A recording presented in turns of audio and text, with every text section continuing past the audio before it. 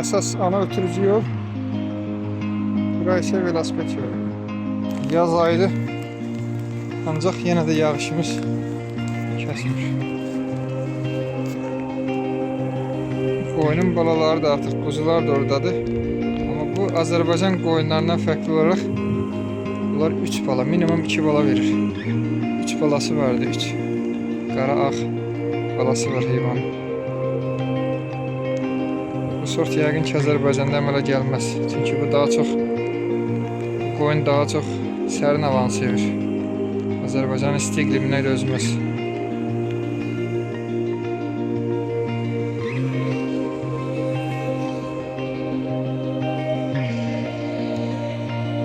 Yazdı o da öz kefindən.